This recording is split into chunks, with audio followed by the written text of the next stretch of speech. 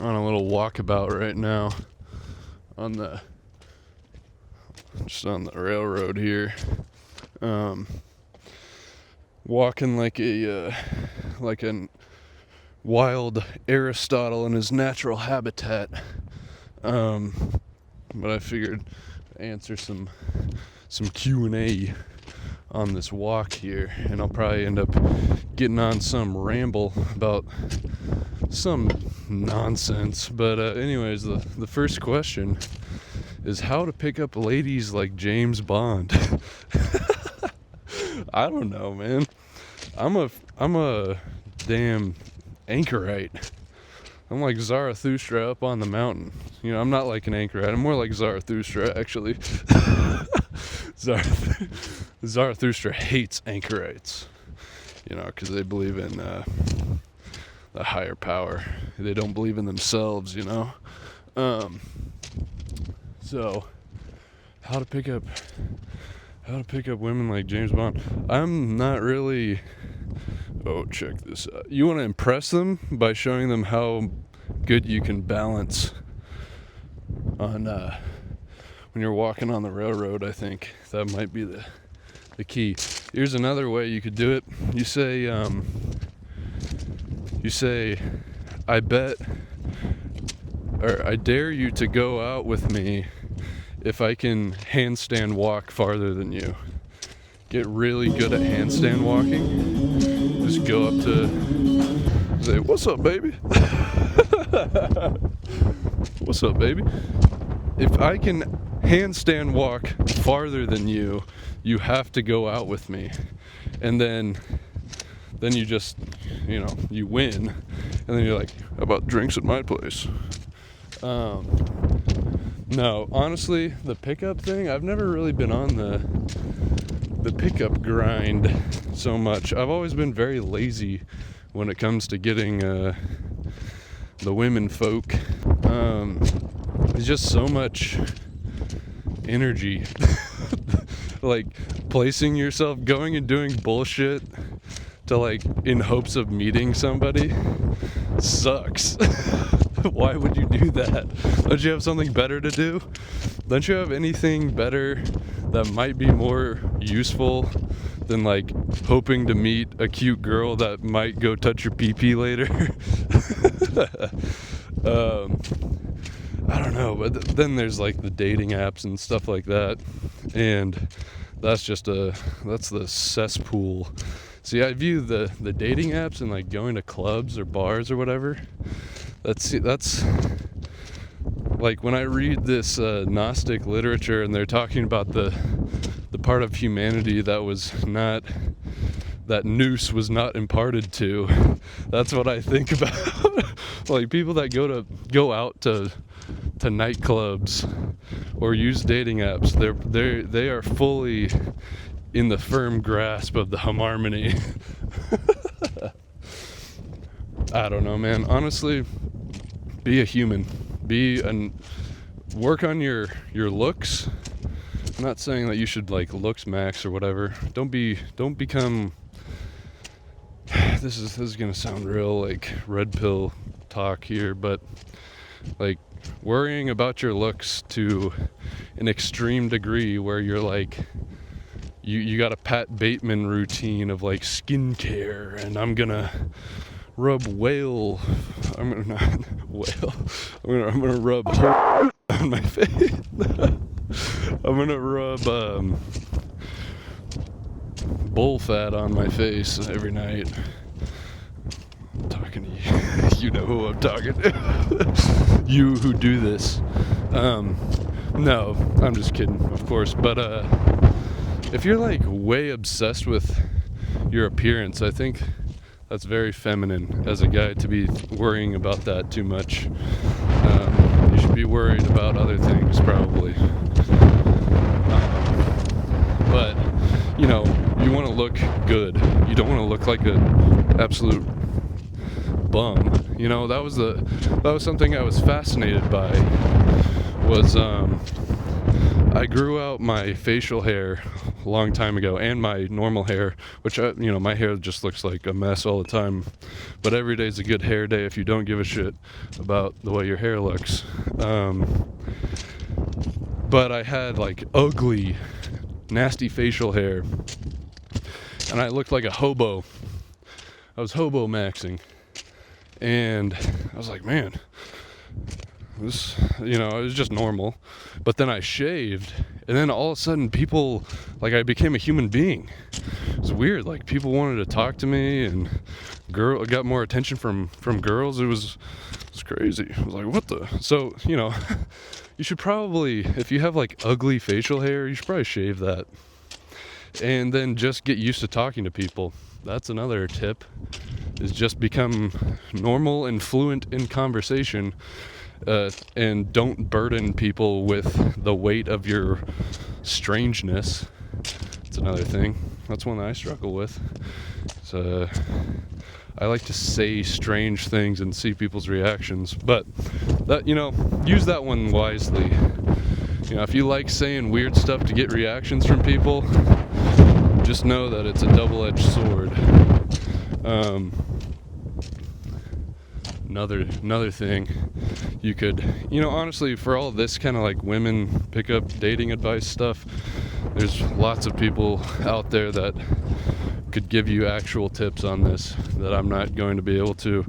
You could hit the red pill stuff, or the Evo Psych stuff, the evolutionary psychology, if you want to be one of those guys.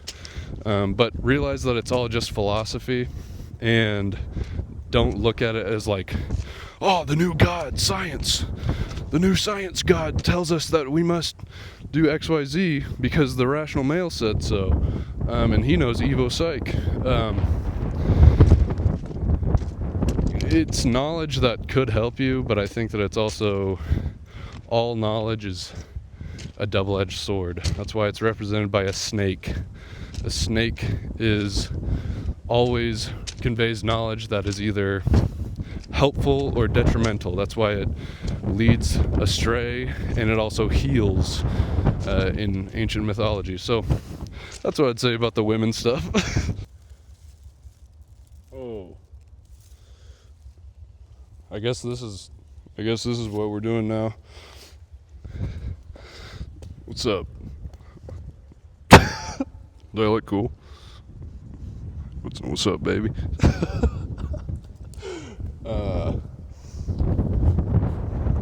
What the hell was I gonna say? Oh yeah, there's a little passage in Thus Spake Zarathustra. Thus spoke Zarathustra. There's obviously the true man desires two things, danger and play. Thus he desires woman, because she's the most dangerous plaything. But this is the one that I thought was quite funny. Let man fear woman when she hateth, for man in his innermost soul is merely evil. Woman, however, is mean.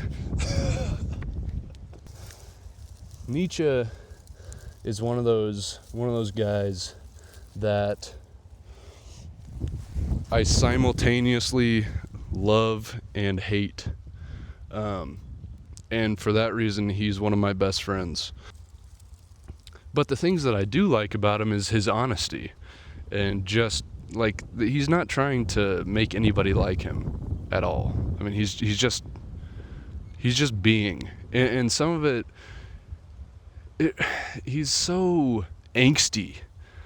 That's one of the other things. Like, he's such an angsty writer. Like, he's just got such passionate angst that I also relate with, where it's like, yeah, fuck everything, yeah, nobody's as cool as I am, So when I read Nietzsche, I'm thinking about that, but I'm also thinking, this is so, I think people get very attracted to Nietzsche because it is empowering, and it is, you feel like you're better than everybody, You are the Ubermensch, the Superman. I come to preach the Superman. That's how you feel. And whenever you talk to people and you're like, what, you don't understand this? Oh, so you're one of those sheep, aren't you? Oh, I see. You're just one of those herd animals. You think that you're like top shit, you know, which is just, it's just silly. Stay there. Now this, all right, this relates to the women advice. You want to have a phone for your bitches. This is the phone for the hoes, all right? You keep this one as a burner phone. And now, I'm just going to hold this to my ear as if I'm talking to you on the phone with it. Now I'd like to talk to you about Gnosticism, because that's kind of the rabbit hole that I've sort of been on. I mean, it's all connected with the Jungian studies that I've been conducting. But you know, because a lot of Jung stuff, the reason he likes the Gnostic stuff, because it's far more psychological and closer to the kind of depth psychology that he was sort of pioneering. Sorry about the wind. So he sees Gnosticism kind of flowing into later alchemy. He even says verbatim, I'm not going to be able to quote it verbatim, but let me paraphrase. He says that Gnosticism is just carrying the torch, alchemy is carrying the torch of Gnosticism in a lot of ways, which is kind of, I mean, you can see where a lot of the lines converge between the two things, but it's a incredibly weird and interesting time in human history when Gnosticism people start getting fired up on the Gnostic stuff, because it's around the turn of the turn into the Common Era, or AD, first, second, third century. But so you have Christian Gnostics, you have like Egyptian, like more pagan Gnostics, and it's just a total mutt of syncretic philosophy and religious syncretism, essentially, because it takes the Greek thought, the Hellenistic thought of like the Neoplatonists and the Pythagoreans, Orphism, and various mystery religions in the Hellenic thought, and then shoves it in with Semitic thought, with like the Old Testament thought, and then newer, with the Christians, obviously the new update, right? And along with Egyptian and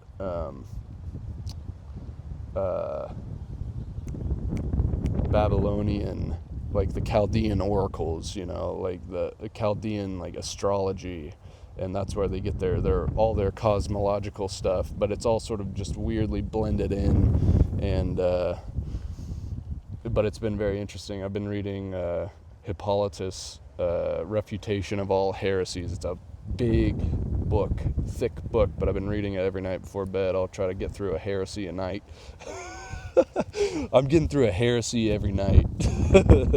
Like I just read, there's the one on the Basilidians, or Basilides, or whatever. I also been reading the Nag Hammadi library to actually get my hands on the text, because Hippolytus it's called Refutation of All Heresies, so it's pretty biased against it, and he's going to try to get some jabs in every time he can, and sort of he misrepresents things because it's not coming straight from the horse's mouth.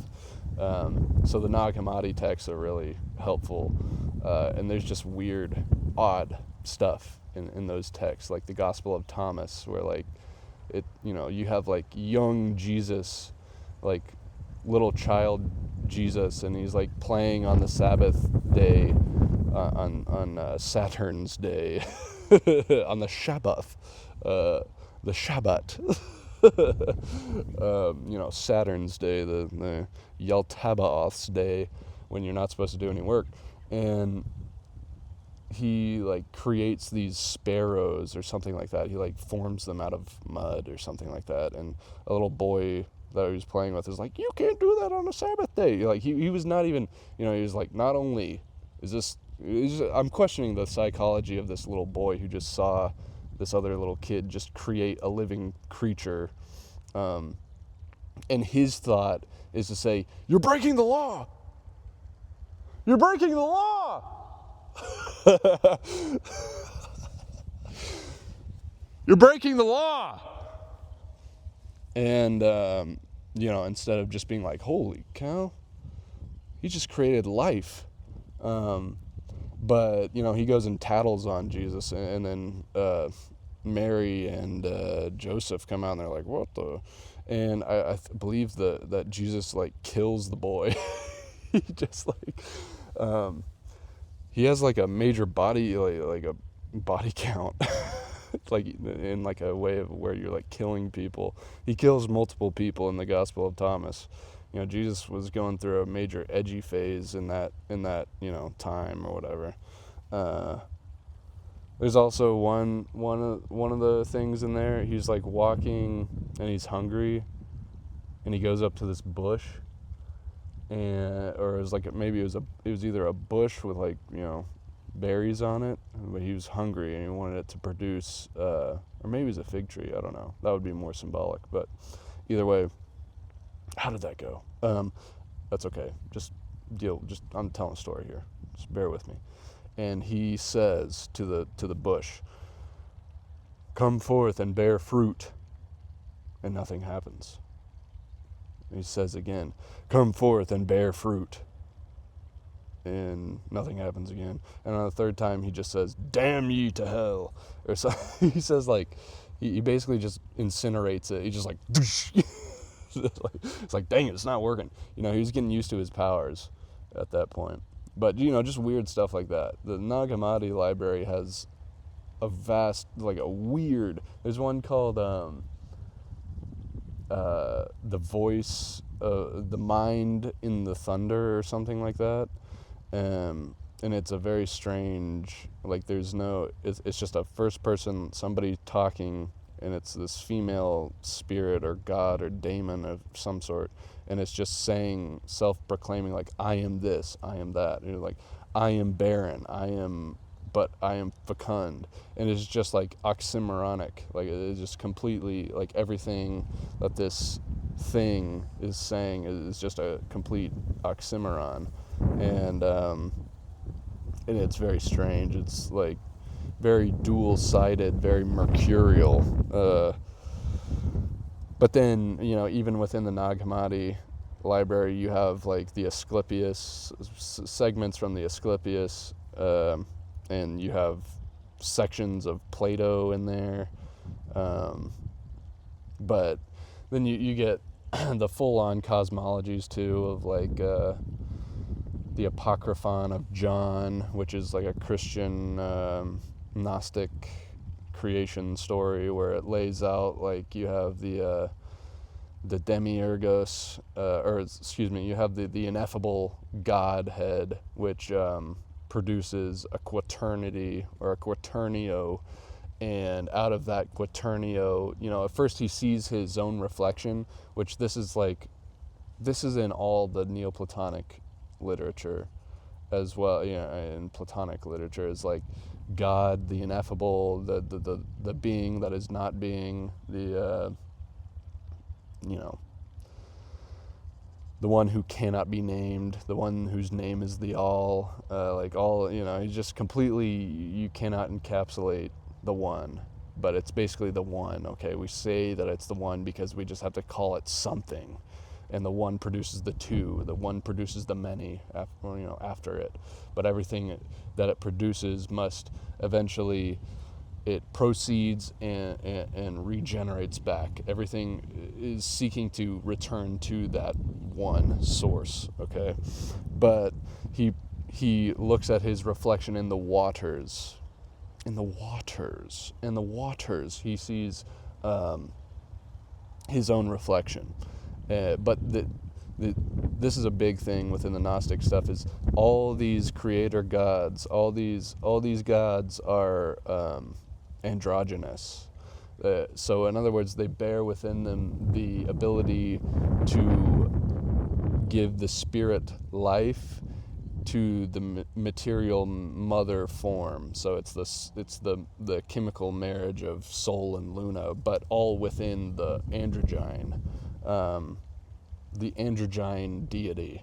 And so God sees himself in himself, presumably, which is this kind of watery part of himself, and he creates something else. And this kind of happens over and over again, and creates, but this is within the highest level of spiritual, no material. So none of this is within physis. This is all spiritus. None of this is like, you couldn't envision this. These are all abstractions. And so he creates these archons, but these are the higher archons. But eventually one called Pistis Sophia. Pistis Sophia is epinoia, the Greek word epinoia, which means wisdom, which is a little contradictory because of what epinoia does. Sophia does this bad thing. It is like, idiot! She tries self-producing something without the permission from the All-Father, from the One. And so she's like, I'm going to create something. But she fucks up because she was ignorant. She didn't know. The ignorance thing goes back to Plato. The only evil is ignorance in Plato. Okay? Ignorance is the root of all evils to the Greek, to the Hellenistic, later Hellenistic Golden Age philosophers. Post-Plato, post-Socratic thinkers are all, they don't envision evil as being an entity. That's why that idea spreads into later church theology with the idea of the privatio boni, which is the privation of good, which means that that's all evil is. It's just the privation of good. It's not an entity. In other words, it's not a dualism. It's a monism. So later on, we're going to get a dualism, especially with thinkers like Mani, who was also Gnostic. But anyways, we're going off. So Sophia makes a mistake, and she has this abortion, and this abortion comes out as a snake with a lion's head, and it has many names, but it's commonly referred to as Yaltabaoth, or Yaltabaoth, or whatever, Yaldabaoth, or there's another one, Sabaoth, or something like that. This stuff is confusing. There's a lot of layers and a lot of levels to this, and it's not a univocal tradition. So a lot of this stuff, since I've just basically been drinking out of a fire hose, I'm probably going to get some things mixed up. For all you people, scholarly people who actually know this stuff concretely, take it easy on me. I'm just getting into it, so maybe I'm probably going to jack some stuff up with this whole cosmology here. But Yaltabaoth then is thrown away by the quantum Sophia, and to hide, he's hidden in a cloud of darkness, which is exactly how Yahweh in the Old Testament, he's the sort of hidden God. Like when he talks to Moses, he's up on the mountain where darkness was, right? If you've read Pseudo-Dionysius, the Areopagite, the Areopagite goes for that heavily because he's a Platonist Christian. And that goes along with the ineffability of the One and the complete negative theology. So anyways, he's hidden. And he's even hidden from the true supreme beings, the true supreme archons, the quaternity up above him. And what he does is says, I am the only God, and there are no other gods besides me. Sound familiar to the Old Testament? Yes, that's because these are Semitic thinkers who are in a time around going into AD, switching over into the Platonic month of Pisces, where Christianity is going to start to take off, but there's vast oppression by the Roman government, and people are heavily oppressed, and like genuinely oppressed in this time. So when you're in a time where your old systems start to lack meaning to you, and you are experiencing the world as just a carnival of horrors and atrocities, and just every day seeing some atrocity being committed, you might think that you're trapped in a black box where everything within this world is phantasmagoria in a dream. That is a real possibility when people start to feel a lack of control, and so they renounce the world and say, this is all evil. We've been trapped here by an evil Demiurge, an evil craftsman god who was ignorant. And the way to get out is knowledge of the true source. So we have to go back. We have to escape. We have to pierce through the harmony, which is the cosmology of the Gnostic system. The lower spheres past the boundary of spiritus, which is like the Holy Spirit. This is in the Basilidian Gnostics. They believe that there's three sons of the true Godhead.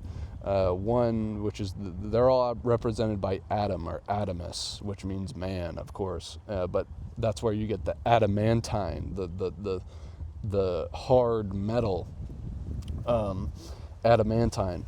But there's three characteristics of this Adam, this original Adam. And there's the higher Adam, the Adam which is pure spirit, which rejoins with the one, and then there's the intermediate Adam, who has to sort of become like Icarus, or more like Daedalus, and invent a pair of wings, which is called the Holy Spirit, which brings him back up. But then those wings are left as a sort of boundary sphere between the sublunary world and the celestial hierarchy. So once you break through the celestial hierarchy, which is the harmony, which is the fates, once you break through that, then you can ride those wings up to rejoin.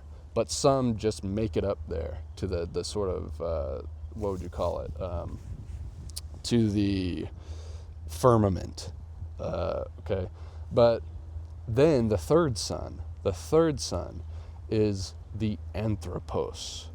He's he dwells within the world soul, the sort of, in the Basilidian idea of the world soul is this thing. He's the third son, and the third son and the quaternio of the Godhead in this Basilidian system. The world soul is this thing which the God creates that sort of is the seed, the mustard seed, you could say the atom, which there are atoms. If you look at the atom not within our scientific model, but within a philosophical thought model of the Greek root word atom, which means a, so not, and tome, which means cut, so it's the uncuttable smallest reduction of fundamental matter, which goes back to Democritus, I believe. Could be wrong about that. I'm pretty sure it's Democritus. Let me catch my breath. I've been talking a lot. So it's like the atom. The atom is in everything. Okay, the atom has the potentiality to form itself with all these other atoms in ways that creates everything. And all these things are different things, but they're the same thing. That's kind of what like the world soul, the Anthropos is, the anima mundi, the animating principle of the world is this world soul. And it's what makes things happen. It's what it's inherent in everything, and it has within it the potentiality for everything that exists and everything that could exist and everything that cannot exist is within this little world seed. It's the little soul spark, the scintilla. Okay, if any of you are familiar with this stuff. This is more specifically with the Basilidian Gnostics than the Apocryphon of John is different than this. But so we got off on a little rabbit hole there. But maybe we'll go. Let's go back to the Apocryphon of John. So Yaltabaoth is full of hubris and ignorance, and he creates other gods beside him. These are the Elohim, the gods, which are mentioned in the Old Testament, the Elohim. And these are the archons. These become the celestial hierarchy. These become the planets, the planets which are the moving planets, the stars as they would call them, and the fixed stars and the moving stars. But these things have characters just like in like the Chaldean and the Orphic cosmology. They all have, and also in Hermeticism, they all dictate fate on Earth.